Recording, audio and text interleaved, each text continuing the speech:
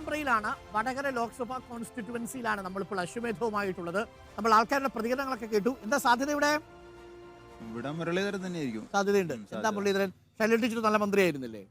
Shailaja teacher ഇന്നത്തെ ഒരു കേരളത്തിന്റെ ഭരണ സാഹചര്യമൊക്കെ നോക്കുമ്പോൾ സപ്ലൈകോയില് അവശ്യ സാധനങ്ങളില്ല, സപ്ലൈകോയിൽ അവശ്യ സാധനമില്ല, പിന്നെ വിലക്കയറ്റാണ്, സാധാരണക്കാരന് തൊഴിലില്ല, പെൻഷനില്ല, പെൻഷനില്ല. ഇതൊക്കെ വോട്ടിൽ മാത്രമല്ല പിന്നെ കലാലയങ്ങളിൽ SFIയുടെ നരനായാട്ട് പൂക്കോട് വെറ്റിനറി കോളേജിൽ സിദ്ധാർത്ഥ് എന്ന് പറയുന്ന വിദ്യാർത്ഥിയെ 3 ദിവസം ഭക്ഷണം പോലും കൊടുക്കാതെ, വെള്ളം പോലും കൊടുക്കാതെ പോസ്റ്റ്മോർട്ടം റിപ്പോർട്ട് ദൃശ്യമാധ്യമങ്ങളിൽ മുഴുവൻ വന്നതാണ്.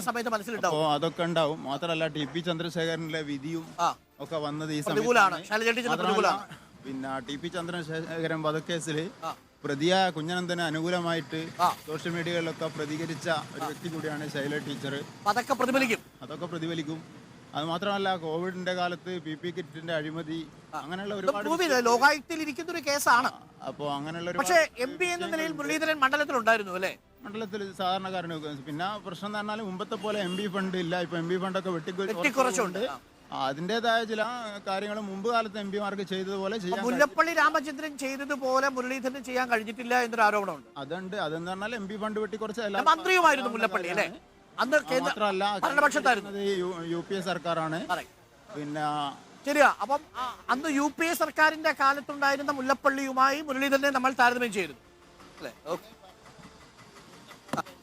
അതെ അതെ. മാത്രമല്ല, പിന്നെ ഇന്ന് LDFന്റെ BJPയുടെ ഭരണമാണ്. അതെ, അതൊരു പ്രധാനപ്പെട്ട കാര്യമാണ്. അപ്പൊ പ്രതിപക്ഷത്തിരിക്കുന്ന MP എന്ന നിലയിലുള്ള പരിമിതിയുണ്ട്.